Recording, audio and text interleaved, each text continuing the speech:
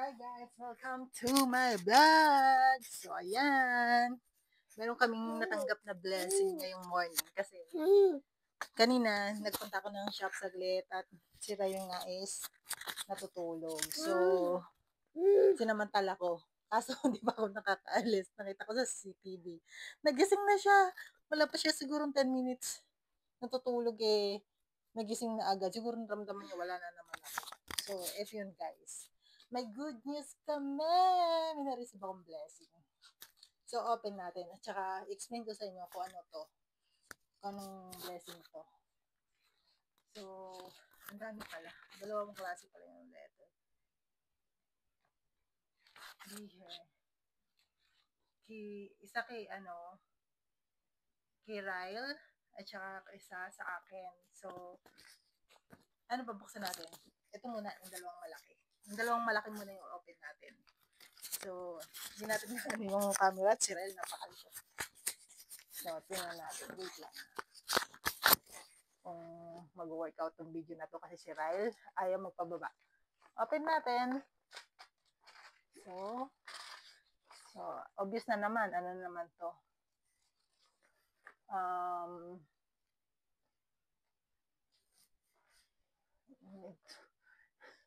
Ito, Dutch. Mamaya kailangan ko ng Google Translation. Dutch to, kay Andre to. Kay Jusawa to. Dutch kasi. Dutch, naka-translate siya ng Dutch. Mahirap. Mamaya to. Ito munang isa. So, ito. Ay, ito nakakalabas. Tingnan natin. Hindi ko isa naka-open. Open natin. Wait lang, baby. Napunit. Bakit kaya? Wait lang. Nagigigil na si Ryle. Mas excited pa siya sa mami niya. Open natin.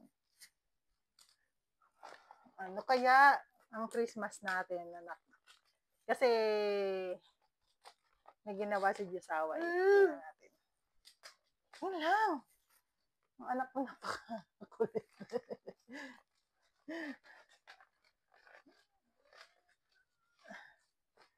Ayaw kasi pababa eh. Nahihirapan tuloy si mami. Yan, magpupunit na nak. Wait lang nak.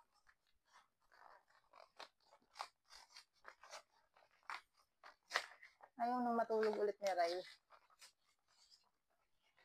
Baka polish na naman to. I-translate nyo, maintindihan yung iba na to.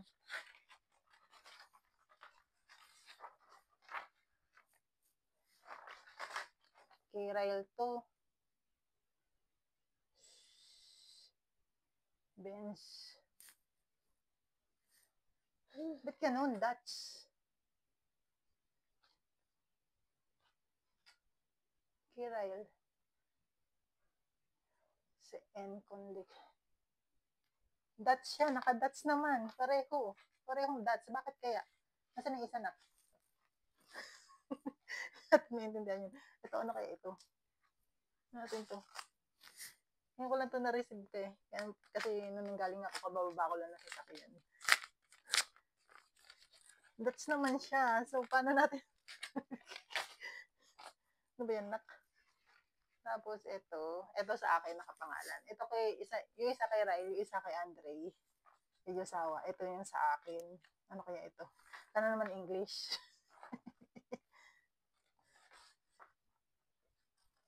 Nako. Pa naman.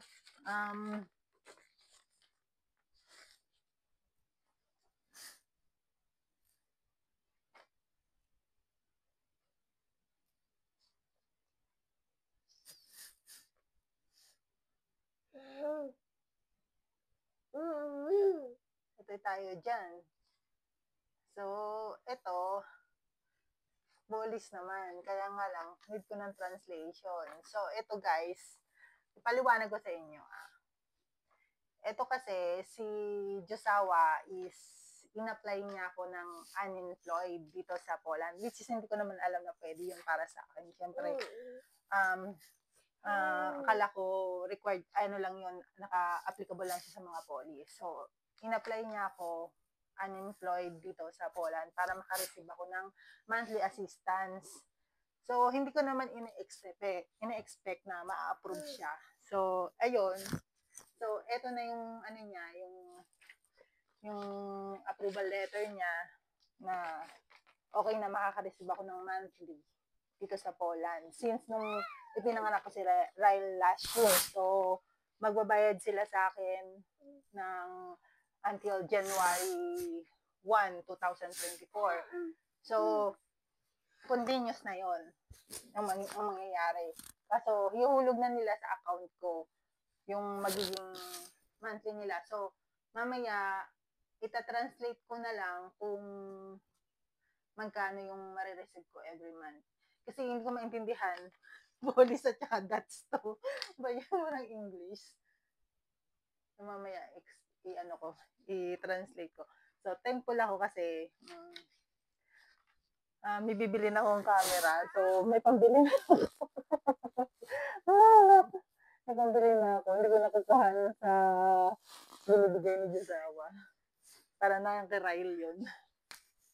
Hindi ko alam mo magkano. Mamaya, ko.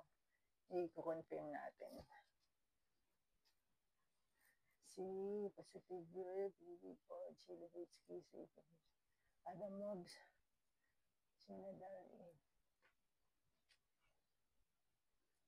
So, ayan, masayang Christmas namin ni Ray. Hindi ko naman ito ina-expect, syempre. Mahirap naman mag-accept kasi nga, hindi naman ako police, di ba? So, thankful na lang din ako na-approve kahit pa paano.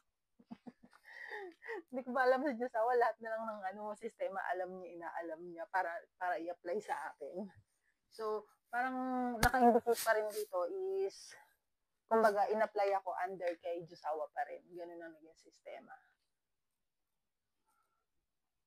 Ang hirap kasi i-explain kapag hindi mo masyadong continuous masasabi kasi nga totally police.